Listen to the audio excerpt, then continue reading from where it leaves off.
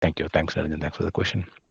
Why did we disable that request? Yeah, that's a good question. I said, yeah, see, what happens is this particular favorite icon, this is not loaded or this won't be in your system. So no matter which tool you record it, you have to disable it in JMeter or Loader or NeoLoad. This is something which will not get recorded. I mean, which will get recorded, but this is not in your system, so this will fail. So that's the reason I've disabled that request, Aishwarya. No matter in any tool you can try it, this is the same thing. Created user path, no doubts. Thank you, SP. And so many, it's difficult to see your screen. The letter is too small. Let me just quickly go through the questions. So thanks, Ajay, is trying to help me. But yeah, we'll try to fix it next time. I'll just try to completely avoid it. And one more question regarding the framework, which you showed previously. All those frameworks are created based on application being developed or the languages it support. Yes, Aishwarya, that's a good question. So those frameworks, they are actually created based on my previous application. So whatever applications I have worked on, I have created them. But by default, NeoLoad comes with some basic frameworks, right? And they will actually work in your application because if you are using some .NET or Java application, yes, they will help. And screen is visible now. And question regarding framework, could you please explain? Yeah, I'll explain you, Aishwarya, no worries.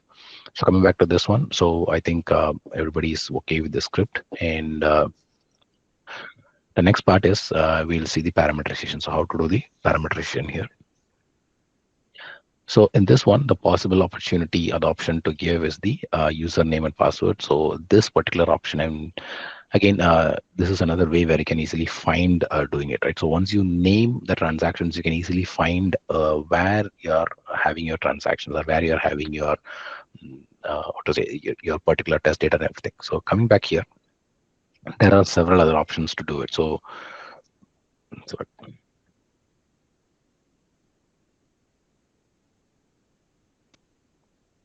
in the request type, we do have several options. I can use a manual definition. So this will actually change the entire type of how I'm sending the data. Say, for example, if I'm using a submitter form from the previous request, it will show me in a different format. Like I have values which I can use which I've used while recording, and then I can even use extract in the variable. But this is not the format which I want to do. So what I'll do is instead I'll just choose the user manual definition, and this will give me what method I use. Because if you go here, I do not know what method is that, whether it's a post method or anyways I have it here as a post content type, but still I do not have a clear idea on what method is that. Is that a kind of a get method or a post method and then the post content for content type? So to have a clear idea on what is happening, I will give you this technique or tip that always make sure you're using the request type as user manual definition, because this is a way where you can easily understand that what is the method you're using, what is the post content type, what is the URL, what servers are you using, and what is the path, and then the values and everything. So let's quickly create the parameters. And for the creating the parameters, we have the FX button on the top. I'm clicking on it. And here, before clicking on that, before doing that, we need to actually create a file. So let me just quickly create a file. And yep, here I have my file. And then I'm going to give the name for this. So username, comma, password. So this is the column names for the username and the password. And then I have to use J2EE, comma, J2EE.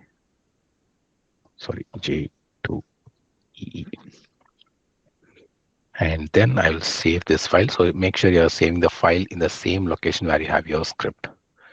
So we have it in NeoLoad and then NeoLoad training. So I'm going to save this inside this particular folder. So I'll save it as like credentials.csv. Make sure you're saving it as CSV so that it will be easy for you to, I mean, either you can use it as CSV or take a TXT file, but having it in CSV file is always a better way to do it. And yeah, everything is fine, save. And now come back to your NeoLoad. What I'm going to do is, let me remove all these parameters file. I'm going to create a new one. I'm going to choose file for that, okay? And this is going to have like credentials, and I'm going to open the file. So for that, you have to click on this three dots here, and now go back here and you'll get the credential.csv. And we have given comma, and we have entered the username and password, but now if you see here, it does not come like that. And the reason is two things. One is the column separator is by default comes as colon, but we normally, when we get the test data or when we create test data, we normally use comma. So always make sure that you're using the right delimiter. So change it to comma and then click on refresh. So now your username and password has separated. So it has separated based on the comma option. And the next thing is, here you see an option like you're seeing that use first line in file as column heading, right? So just select that. And once you select that, automatically your uh, header that you have in your first line will automatically move up. In case if you do not have it, say for example, if I do not have this one, what will happen, right? Save and going back to new load, click on this three dots and let me select the credentials file. So if you see here, I do not have, okay, refresh. I do not have that file because I'm using this as my first line. So when I use this as first line, I don't have, because I just have only one line.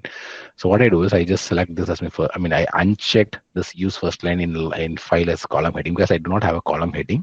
So I've unchecked it, but I can give it directly here. So I can just give username and password. So we have every option for playing it in your load. So now I have my username and password. Everything's ready. I have my column separator as comma, starting from line 1. In case if I want to start from line 10, in case if I do not want my first 10 values to be tested, I can just choose 10. So in that case, your testing will start from line number 10, right? For now, I'm going to choose this as 1 and click on refresh.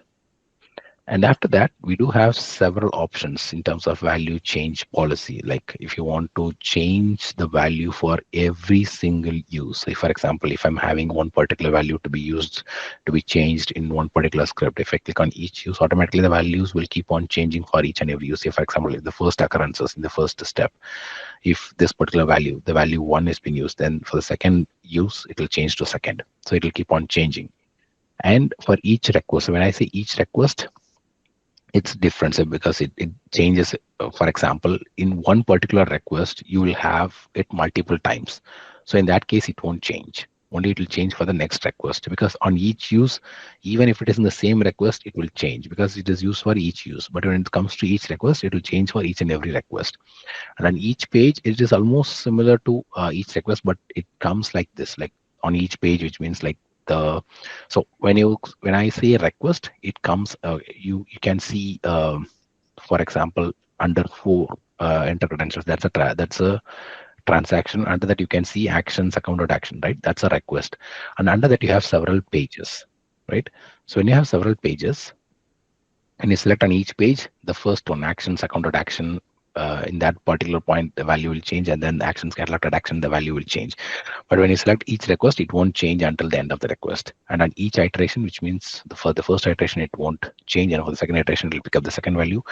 For the third iteration, it will pick the third value. And for each virtual instance, which virtual user instance means, if you are using a particular value like J to E for the first user, until the end of the test, that J to E will be used by the first user, and then second value will be used by the second user. It won't change. It won't change for any users. So that's about the value change policy. And then we have the scope. If you want to use it locally for your script, you can use it. If you want to use it globally across all the scripts, you can use it. If you want to use it unique, when I say unique, it will be used like just for only once. So that's about the unique. Most of the time, I recommend you to use global. And then the order, we have 3 different orders. So when I say sequential, it starts from 1, 2, 3, 4, 5 order. And then when it comes to random, it chooses in a different order. Say, for example, the first one could be 10, and the second item could be 1 or 2 or 3. And then when it comes to any, what happens is, any is almost like random, right? But the difference is when you are validating your script, your any will not work out. Your any will work like if you pick an value, it will work like for that one particular iteration or for that one particular user, it won't change. But when you're doing your load test, your any will work. So random will be random even when you are doing a validation, even when you're doing a load test. But while you're choosing any, it won't work like random when you're doing your validation. So that's the difference between the random and any, because most of us will have the question, because random and any anyways, it sounds same, right? But that's the difference. During validation, your any will not work like a random, because if you run multiple iterations, in that case, it will be kind of a limited one. It will use the same set of values. So that's the any and random for you. And when you're out of values, you can cycle the values. So when I say cycle the values, you can actually uh, uh, use, I mean, like, once you go to the end of the values, then I can again it come back to the first value, and then it starts to run. And when you select stop the test, automatically at the end of the file, when it reaches the end of the file, it will stop the test. And when it comes to return the value no value, which means when it goes to the end of the value, it will say that I have no value and the test will stop. So that is what the when out of value happens. But most of the times we do use this combination. So you can ask me like, what is the common combination that I can use? That is global, and the order should be any, and then the value when out of values will be cycle value. So this is the common combination which we use to run your load test.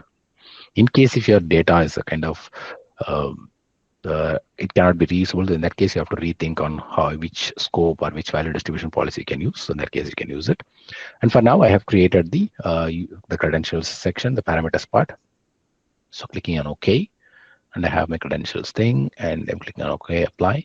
And now I have to change the value, right? So right click on it, and when you click on dollar symbol, and when you click on this bracket, automatically this pop-up will get loaded, and you can choose your item. So I'm just going to choose credential.username.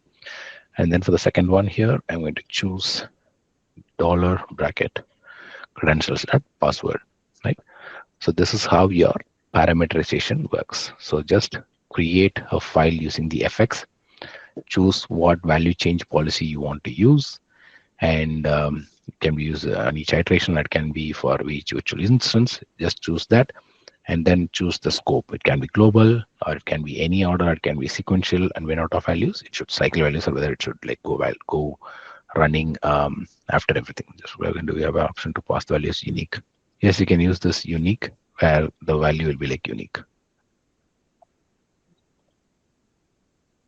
so that that value won't change. And yep. So now the parameterization is completed. Any doubts in terms of parameterization?